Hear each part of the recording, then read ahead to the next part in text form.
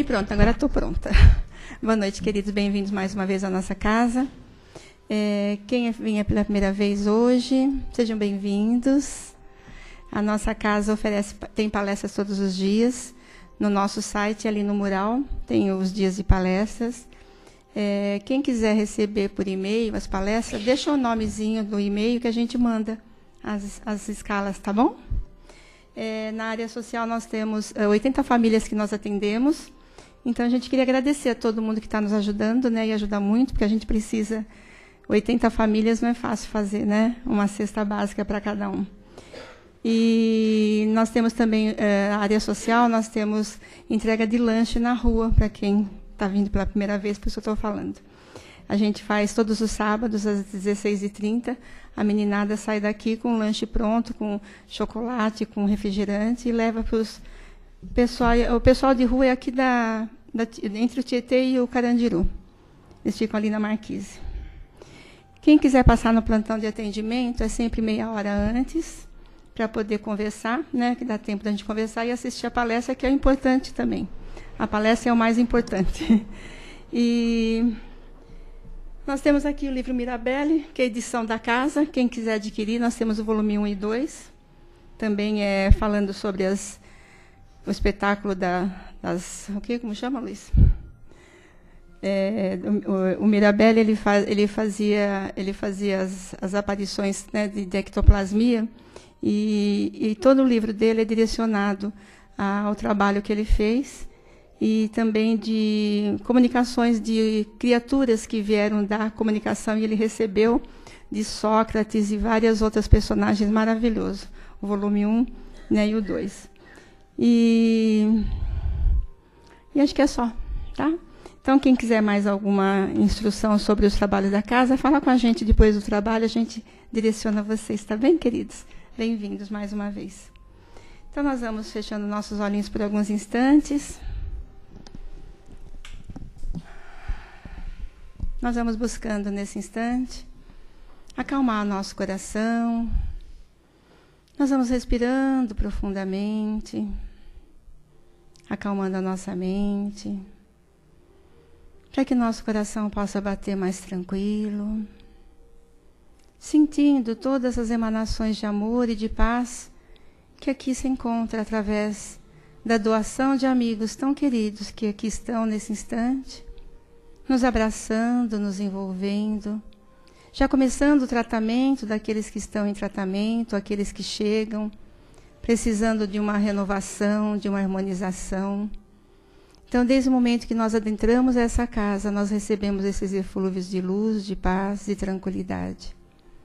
Que possamos sentir a presença de Jesus, que possamos sentir a presença desses amigos, e juntos nós vamos agradecendo a Deus, o Senhor da vida.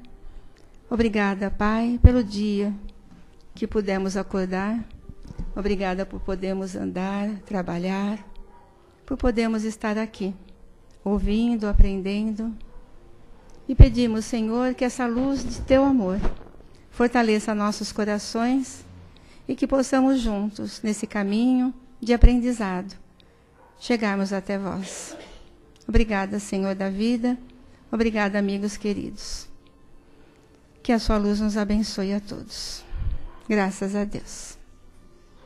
Então, nós vamos receber hoje a Simone, que vai falar para nós sobre a indulgência. É o desafio da indulgência. Quer dizer, é um desafio mesmo, né? Ser indulgente é um desafio. Seja feliz, viu, querida?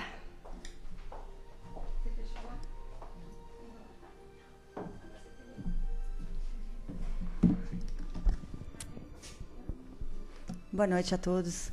Mais uma vez, bem-vindos à casa, bem-vindos os que nos acompanham pela internet também. A nossa palestra de hoje deveria se chamar A Base do Espiritismo, porque, como doutrina cristã, como doutrina que apregoa o contato diário com as pessoas como forma de crescimento, como forma de ensinamento, de virtudes, essa é a base do cristianismo, né? Então, a nossa palestra, o desafio da indulgência, deveria se chamar A Base do Espiritismo, que é a capacidade que a gente tem que desenvolver todos os dias, de nos colocarmos no problema do outro, na dor do outro, exercendo aquilo que a Joana de Ângeles fala com tanto carinho, que é a misericórdia. E o texto, que é da redação espírita, do Momento Espírita, ele vai desenvolver algumas questões que valem a pena a gente dar mais ênfase. Ele começa dizendo que o relacionamento humano, por si só, traz alguns desafios, dependendo da criatura, muitos ou poucos, para o nosso fórum íntimo, ou seja, nós somos instigados através do relacionamento com o outro a nos questionarmos, a nos modificarmos, a nos melhorarmos. Por que eu preciso do outro para isso? Porque o outro é que me dá a pausa, o ensinamento, o confronto, o ensinamento, o amparo. A grosso modo, isso se chama lei da sociedade. A gente tem 10 leis, quem acompanha o Livro dos Espíritos, se não acompanham, deveriam ler. E uma delas é a lei da sociedade. Nós só alcançamos o progresso convivendo uns com os outros. Como é que eu vou saber se eu sou egoísta, se eu sou orgulhoso, se eu não for colocado no contato diário com outra pessoa, que vai dar aquele anteparo para dizer, olha, até aqui não, você está extrapolando, você está agindo certo, e nós vamos caminhando em conjunto, que é outra base da doutrina cristã. A doutrina cristã não é uma doutrina do sozinho, ou vai todo mundo, ou fica todo mundo. Não tem como ir um ficar lá melhor e os outros ficarem para trás. Graças a Deus, aqueles que se avançam, né, que fazem escolhas melhores do que a nossa, voltam para nos ajudar. Então, é sempre um sistema de parceria. O texto coloca que esses desafios colocados pelo contato diário se dá a partir do momento em que a gente decide conviver com alguém. Ou seja, a partir do momento que você nasce. Porque a gente convive com pai e mãe, depois com irmãos, com família. Depois nós somos chamados a conviver com companheiros, com companheiros de jornada em casa, companheiros de jornada em trabalho. Nós somos chamados à vida em sociedade desde que nós nascemos. Se acontece dessa forma, o desafio é colocado para o ser humano a partir do momento em que ele nasce. Desafio não quer dizer crise, não quer dizer problema, quer dizer desafio. Ele está desafiando você a ser um ser humano melhor. É através desse contato que eu vou lapidando aquela coisa que eu não quero mais ser para me transformar naquilo que eu deveria ser desde o princípio, que é a essência divina. Então, não tem muita escolha, né? Então, assim, nós temos que aceitar esse desafio, porque ele faz parte de uma lei divina, e a partir dessa lei eu vou crescer. É impossível o crescimento do ser humano sozinho. As criaturas que se fecham em locais para oração, para meditação, o que for, sem nenhum desrespeito à religião que adotaram, não tem crescimento, gente. É muito complicado, porque eu preciso do outro constantemente para trazer esses ensinamentos. Isso se dá, todo esse desafio, todo esse confronto, porque nós estamos basicamente no mesmo patamar. Eu posso encontrar mais defeitos no meu irmão do que em mim, mas se eu tiver consciência, tiver discernimento, eu vou ver que os defeitos que ele tem são só diferentes dos meus. Eu trago outros. Muitas vezes, o defeito que eu olho no meu irmão, eu já tive. Então, o texto nos mostra que estamos todos no mesmo patamar, com uma diferença muito pequena entre um e outro. Isso, por si só, já nos obriga a entender que nós estamos no mesmo barco, todo mundo junto. E aquele que sabe um pouquinho mais tem a obrigação de oferecer um pouquinho mais. A Joana de Ângeles tem uma frase que eu acho muito bonita, que ela diz assim: nós só temos o direito de olhar outro ser humano de cima para baixo quando nós estivermos ajudando a levantá-lo. Fora disso, está todo mundo igual. Uns desenvolvendo mais rapidamente, outros com mais defeitos, mas é só isso.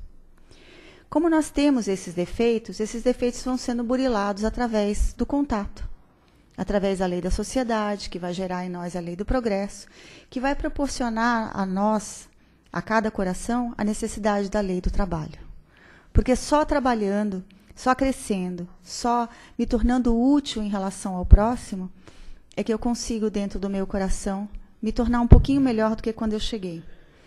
O texto diz que Todos nós trazemos algum defeito mais contundente, algum vício, alguma imperfeição que precisa ser burilado. Muitos de nós somos egoístas, muitos de nós somos orgulhosos e muitos somos os dois. Difícil o momento em que a gente possa dizer, hoje eu consegui, né, passar o dia inteiro sem fazer sem me comprometer por um vício, por uma outra questão. Então, se está todo mundo no mesmo barco, se todos trazemos o mesmo processo de caminhada, esse é um planeta de trabalho, é um planeta de crescimento, que traz ainda questões dolorosas, está todo mundo junto. Porque o texto pergunta, que a gente insiste em julgar o outro. Porque é que eu ainda insisto em olhar os defeitos do outro com menos indulgência do que eu olho os meus. E eu vou um pouquinho além do texto, trazendo uma pergunta que às vezes me inquieta. Por que é que a pessoa que erra, recuperando do outro o perdão, errando de novo, entende que ele possa recuperar esse perdão várias vezes, e muitas vezes ele recebe de volta esse perdão, mas reiterando os erros? O que faz com que o ser humano, ou a que ponto o ser humano precisa chegar para não repetir os erros que ele pleiteia o perdão? Dá para vocês entenderem? Porque assim, me desculpa porque eu fui agressivo com você. No dia seguinte eu sou agressivo de novo. No outro dia também. O outro que está sofrendo a agressão, ele vai ficando muito machucado. O melindre é uma coisa que a gente fala tanto em casa espírita, né? Que não pode melindrar, que não pode isso, não pode se ofender. Mas isso também não dá o direito do outro soltar os cachorros, né? Não, porque seu sêmen não vai ligar do que eu falar, então eu posso falar qualquer coisa. Não. O contato um do outro é que vai mostrando que, assim, cada vez que eu me comprometo mais, tendo conhecimento, a minha responsabilidade é dobrada. Eu já pedi desculpas, já me propus a ser melhor, vi que eu sofri com todo esse processo, e eu ainda reitero no erro. É como eu falo assim, está cansado de comer batata? Planta beterraba. Você está cansado de sofrer por ser agressivo, por ser mentiroso, por ser, enfim, ter atitudes que não são dignas? Para de ser. Porque tem uma coisa muito estranha no ser humano. Nós temos uma memória reversa, vamos dizer assim. A gente pouco lembra das coisas boas, mas tem uma capacidade enorme de lembrar das coisas ruins. Não nossas, do outro. Porque as nossas são as primeiras que a gente joga para fora. Então, gente, nem eu devo deixar de dar o perdão, nem eu devo provocar de todas as formas o ser humano para que ele dificulte cada dia mais esse processo de crescimento. A palavra indulgência vem do latim, que significa indulto. Indulto significa perdão. E o perdão, ele é mais difícil do que a gente pode imaginar. Porque o outro vai mostrar com as atitudes que nós ainda trazemos questões internas que precisam ser corrigidas. E também me faz lembrar o quanto a gente está distante da fala de Sócrates. Conhece-te a ti mesmo. Porque enquanto eu passo a minha existência justificando os meus atos errados, eu não vou corrigi-los. Se eu achar que está certo, eu não vou corrigir. Experimenta mandar alguém para o médico que está realmente doente, se ele não tiver consciência que está doente. Primeiro que ele não vai. Depois, se vai, ele não faz o que o médico mandou. Porque ele está bem. Na cabeça dele, ele está bem. Então, vai falar para alguém, seja menos orgulhoso, se ele não se achar orgulhoso. Enquanto não houver na existência dele uma pressão externa do outro para criar situações onde ele possa refletir que o orgulho está machucando, sobretudo pessoas queridas, e comprometendo a própria existência dele, ele não modifica. Então, através do perdão, desse indulto, eu vou me liberando e vou criando condições de entender a dor do outro. Por que eu me libero? Eu me libero da mágoa, da tristeza, da raiva que o gesto ou a palavra daquela pessoa me proporcionou. Carregar raiva e mágoa, gente, é a última coisa que a gente deve desejar para nós e para os outros. O peso é muito grande. O perdão liberta não apenas em relação ao outro, o perdão liberta em relação ao nosso passado. Aquela criatura rancorosa que eu era, que hoje eu não quero ser mais. Mas não liberta o outro de corrigir aquilo que ele fez. Como não me liberta também de corrigir aquilo que eu fiz.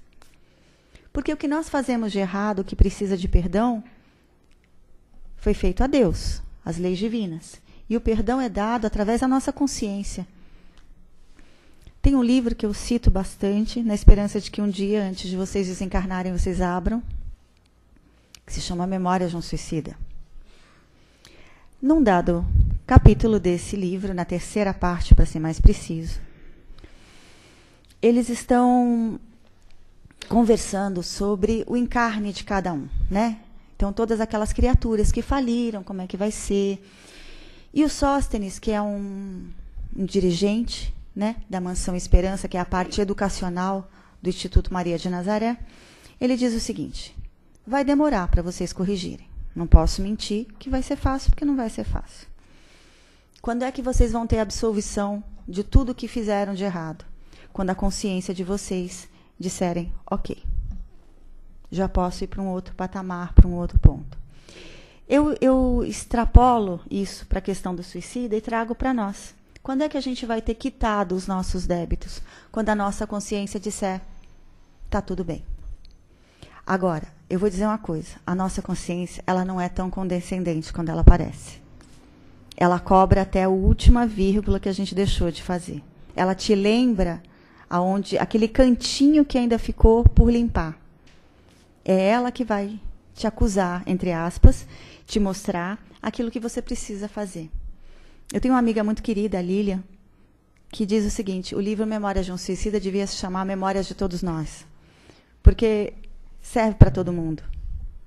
Os ensinamentos, as questões, os avisos e, sobretudo, o amparo da espiritualidade que cuida de cada um, mas não isenta cada um de corrigir aquilo que fez. Então, quando eu perdoo, quando eu sou indulgente, eu estou entendendo o outro, embora não aceite. Não entendam o entendimento, né? Horrível isso. Não percebam o entendimento como algo permissivo. Eu entendo que o outro fez algo errado, é uma coisa. Concordar com o que o outro fez de errado é conivência com o mal, e isso a gente não pode aceitar. Jesus não fazia isso. As pessoas têm uma ideia errada de Jesus, da bondade de Jesus, da candura de Jesus, e entendem isso como uma espécie de passividade. Jesus era pacífico, não era passivo. Significava que ele não pleiteava discussões nem brigas, mas ele não perdia um só minuto para mostrar para os outros onde os outros estavam errados, no intuito de alertá-los a serem seres humanos melhores. Não como críticas, mas como lembretes. No Sermão do Cenáculo, que ele fala com tanto carinho, ele diz que a coisa vai piorar. Ele fala para os apóstolos: vocês estão achando que o difícil está sendo agora, que eu estou indo embora? Vai ficar muito pior. Mas o vai ficar muito pior, que vai ser o martírio, as perseguições, as dificuldades que os apóstolos vão sentir, se passada, do outro lado a esperança renasce. Ou seja, se passarem pela prova, do outro lado eles sairão mais fortalecidos. Então, nós somos chamados na convivência a construir amizades, pontes de amizade, que é o primeiro passo para sermos gratos. E o próximo passo para aprendermos a amar. Porque também é outro aviso que o texto dá. Não sabemos amar. Não chegamos nem perto ainda do que significa esse sentimento. Temos flashes. Amamos, imagino, os filhos, a mãe, o pai, dependendo. Porque vai um filho fazer o que você não quer que ele faça, você já começa a fazer um bico do tamanho de um bonde, e o amor já fica variado. Então, nós estamos em processo de crescimento. É o outro que nos ensina isso. Então, quando a gente faz o percurso correto, A certeza é que, embora ele traga dores, do outro lado vão ter coisas boas. E Jesus alerta, não se comprometa durante o percurso. Porque nós temos também uma outra má tendência de achar que os nossos problemas são maiores que os dos outros. A nossa dor é infinitamente mais pesada do que a dor do outro. E não é. A dor pesa no ombro de quem carrega. Simples assim.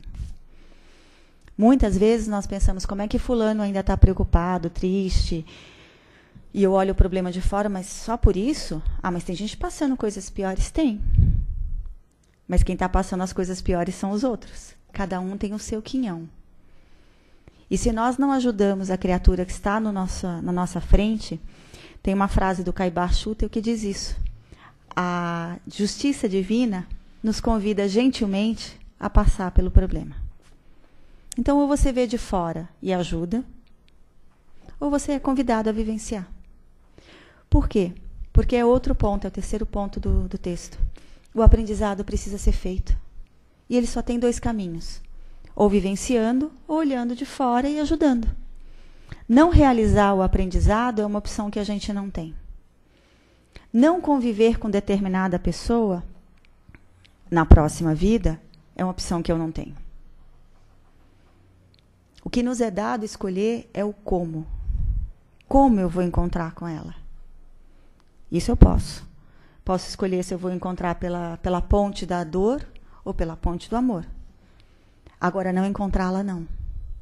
Por isso, é o 4º aviso que o texto dá.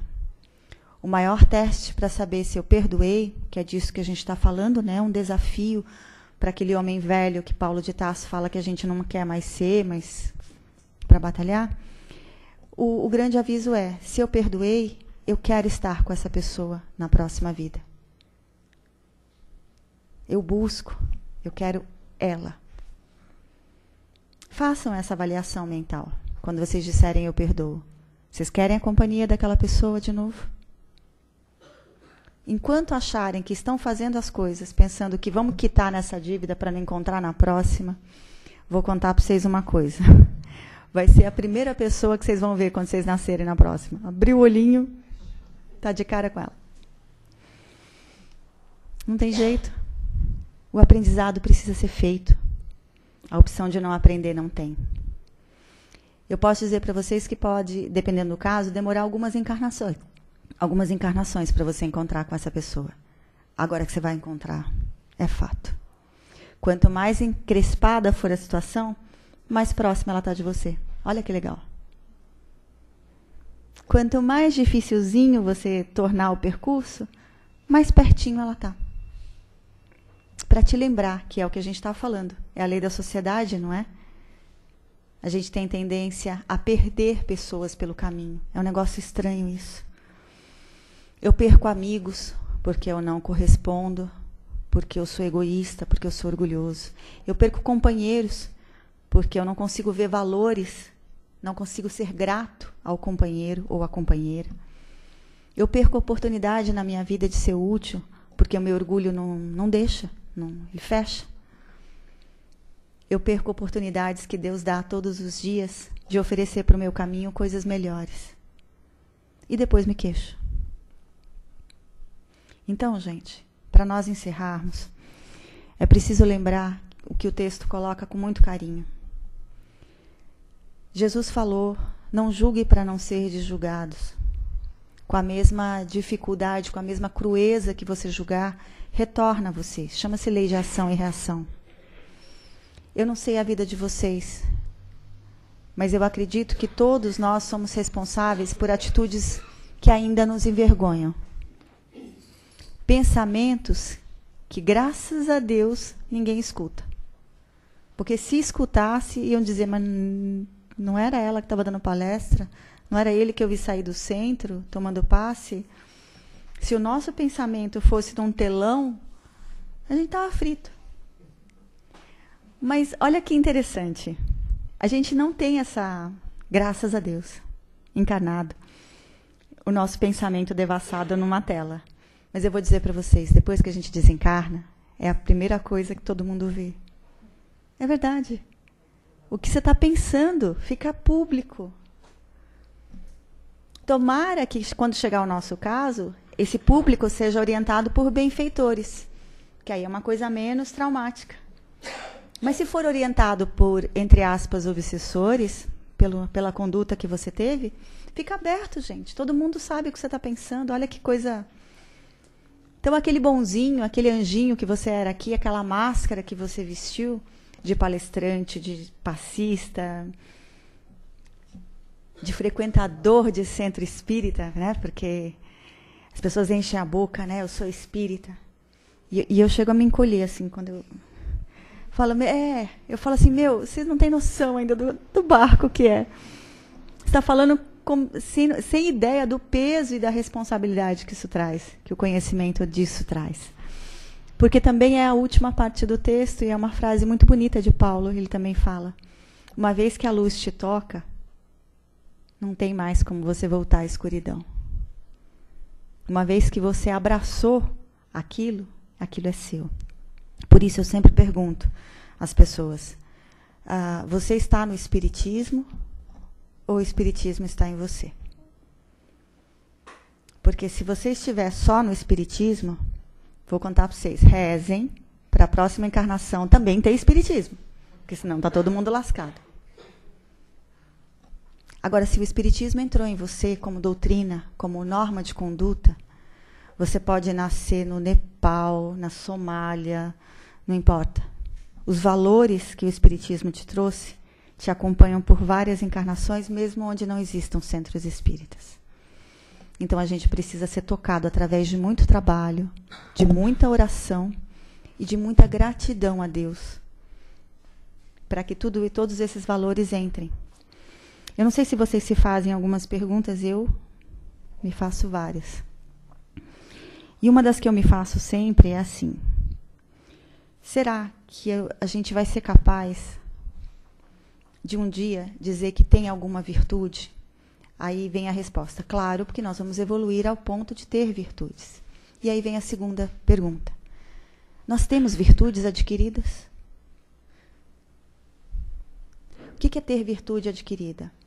Pensem numa virtude. Paciência, que eu acho que todo mundo tem.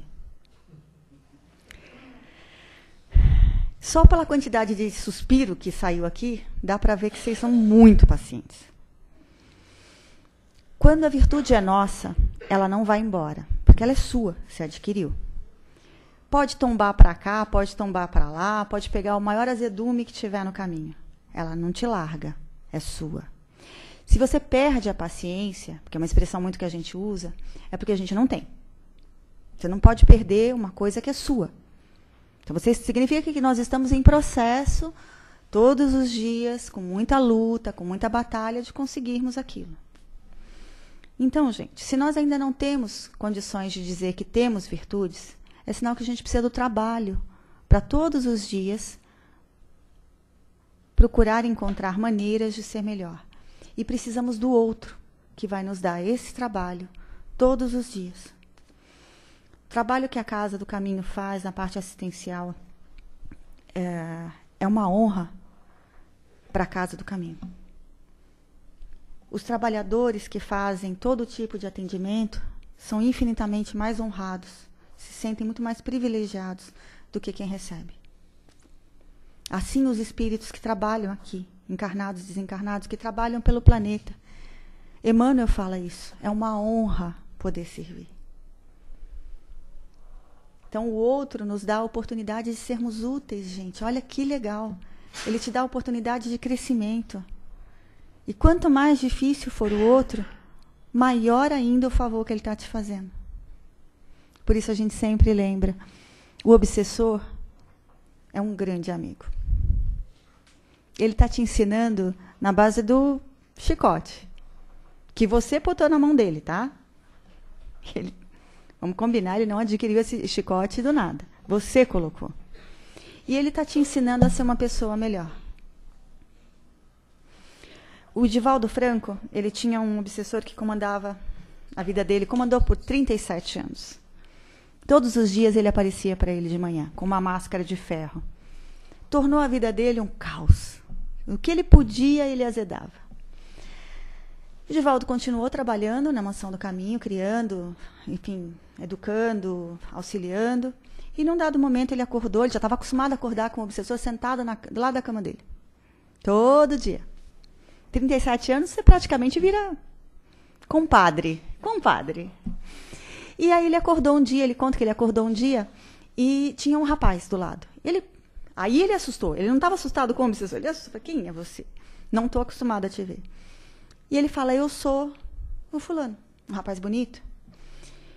Eu passei esse tempo todo testando você, para ver se você era o mesmo que fez isso comigo.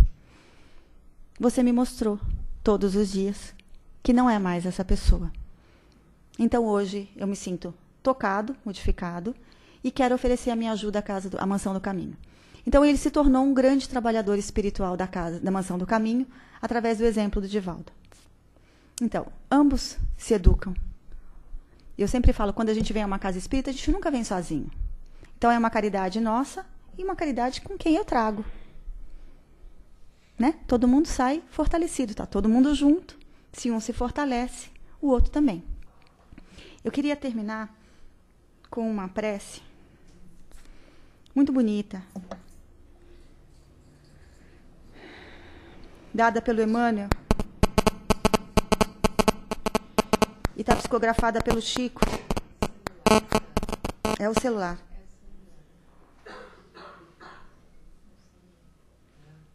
Nos instantes felizes, sê a nossa força, Pai, para que a alegria não nos torne ingratos e insensíveis.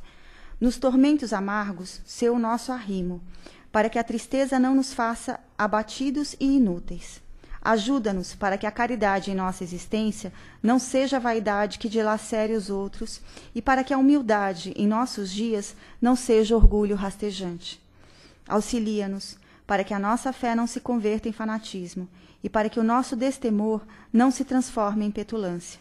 Amorável benfeitor, perdoa as nossas faltas e nos ensine a perdoar também. Mas nos ensine, acima de tudo, a não cometer os mesmos erros, nem novos, se possíveis. Mestre sublime, reerga-nos para o trabalho, para a lição, para o amor e para o próximo. Graças a Deus. Muito obrigada.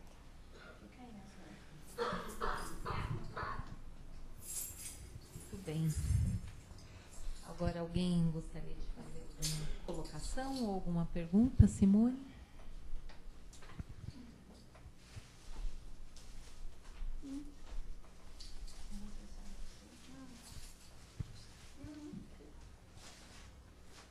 Enquanto vocês pensam aí um pouquinho, eu vou ler a pergunta do Lourenço. Do Lourenço. Simone, boa noite. Um forte abraço a todos os presentes. Simone, vou me ater no trecho do texto que diz: por que julgamos tão severamente nosso próximo? Por que temos sempre olhos tão atentos para as falhas de quem convive conosco, analisando, julgando e criticando?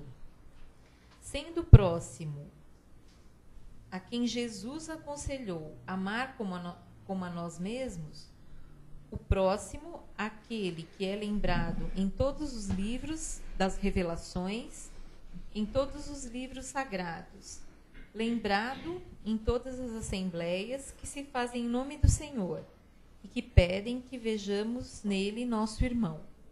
Com que direito exigiríamos dos nossos semelhantes melhor procederem, mais indulgência, mais benevolência e devotamento para conosco do que o temos para com eles?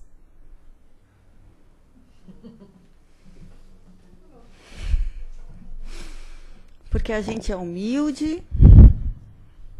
Gente, a gente faz isso porque a gente é um poço sem fim de egoísmo e de orgulho. Porque a gente quer que o outro faça aquilo que a gente gostaria, do jeito que a gente gostaria, cobra do outro atitudes que o outro não tem, mas mais grave do que isso, cobra do outro atitudes que nós não temos. Nós julgamos atos que nós não sabemos se nos seremos no futuro, nós os chamados a vivenciar. E que às vezes talvez façamos de uma maneira mais dura do que aquilo que julgamos. Não amamos, né? Ponto. A gente falou isso na palestra. Não sabemos o que é amar. Então, quando Jesus fala, e ame ao próximo como a ti mesmo, se eu não conheço o amor, eu não conheço o amor a mim, não conheço o amor ao próximo. E nós temos uma outra questão que me incomoda bastante. É assim, quando eu encontro algo grandioso, um ensinamento, uma pessoa, eu tenho tendência a diminuir essa pessoa para caber na minha cabecinha, que é pequenininha, no meu entendimento, no meu conhecimento, é claro. Ao invés de fazer o esforço contrário, crescer na direção daquilo que só vai me fazer bem se eu souber mais, se eu conhecer mais. Então, nós estamos fazendo com os ensinamentos de Jesus isso, a gente está trazendo para a nossa pequenez, ao invés de correr atrás do prejuízo e entender o que ele está falando há 2000 anos e que outras pessoas já falaram antes. Então, a nossa tendência é pegar as falas de Jesus e trazer para o nosso coração pequeno. Então, ora e vigia.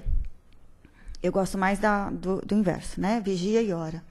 Aliás, a tradução mais antiga do Novo Testamento é vigia e ora, tá? No grego, não sei se vocês sabem, que leem o Novo Testamento, blá, blá, blá. O Novo Testamento foi traduzido do grego, né? A versão que a gente tem é do grego. E antes a gente não tem textos, a gente tem fragmentos que foram escritos em copta, que era a língua do Antigo Egito. Bom, mas enfim, ali está vigia e ora. O que a gente faz? A gente vigia o outro e ora para a gente. Então, seguinte, é o contrário, tá? Orem pelo próximo e vigiem em cada um de vocês, em cada um de nós, aquilo que é fonte de desgosto. Aquilo que eu não quero ser mais. Significa que a indulgência deve ser utilizada, eu nem digo assim se mais com os outros do que com a gente, mas eu acho que a gente tem que ser severo o suficiente dentro do nosso coração para ter a clareza de que nós somos ainda, conhecer o que nós somos. Não gostar das coisas que ainda fazemos e procurar fazer diferente. Porque eu sempre falo, a gente tem 3 etapas. Reconhecer o erro. Primeira. A segunda, não gostar dele, porque eu posso gostar. E enquanto eu gostar, não tem correção na vista. E por último, se eu tenho erro e não gosto, eu tenho que corrigir.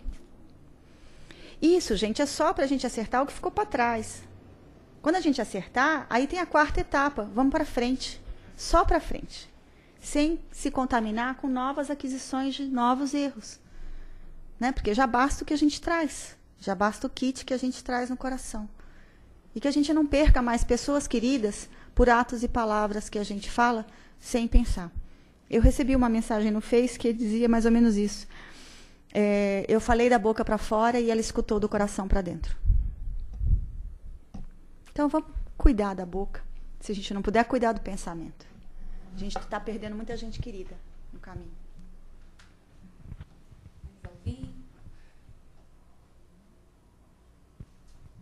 Simone, muito obrigada.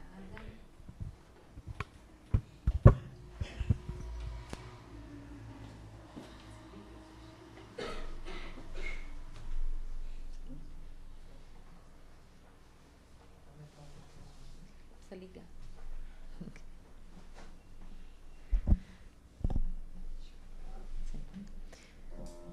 Então, vamos agora para aquele momento das nossas vibrações, onde nós podemos buscar dentro de nós o que temos de melhor, o que nós podemos reconhecer de melhor e doar em prol do próximo, em prol do nosso planeta, em prol do nosso universo. Então, buscando o amor, os nossos melhores sentimentos, nós vamos transformando em vibrações e direcionando, então, com a ajuda dos amigos espirituais, vamos direcionando a todo o nosso planeta, levando em forma de vibrações de paz, vibrações de amor, de fraternidade.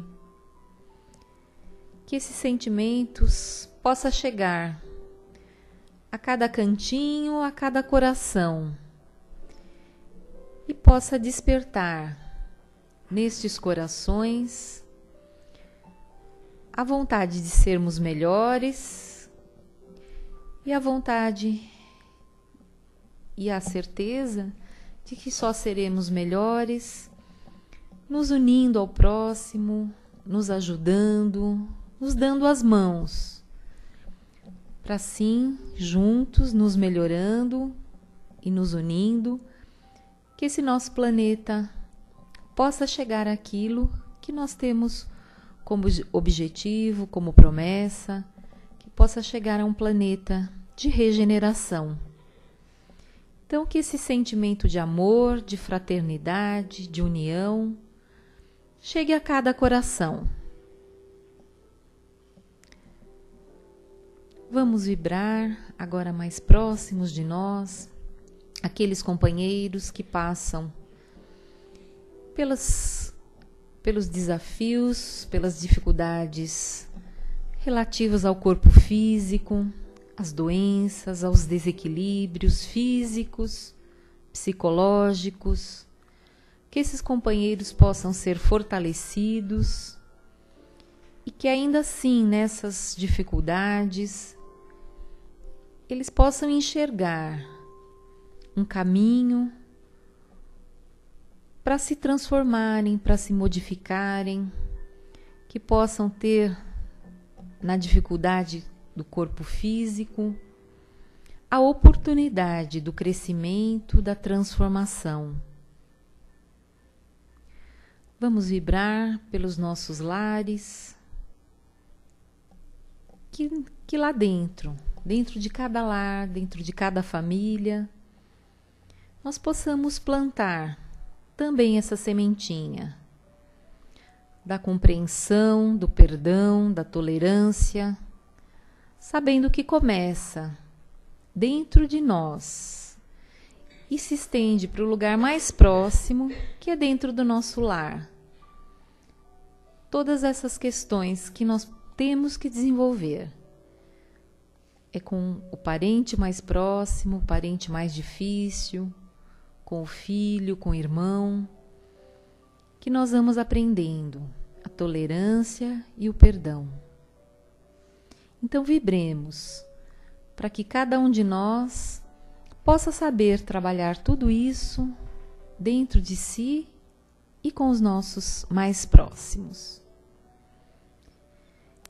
Então, gratos por mais uma noite, por tantos ensinamentos recebidos.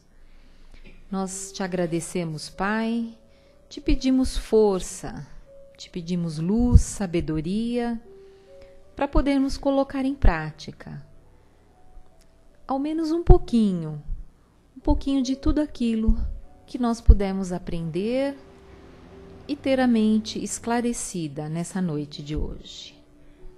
Que assim seja, graças a Deus. Então nós continuamos em silêncio, mantendo essa sintonia com a espiritualidade, para estarmos preparados para recebermos o passe.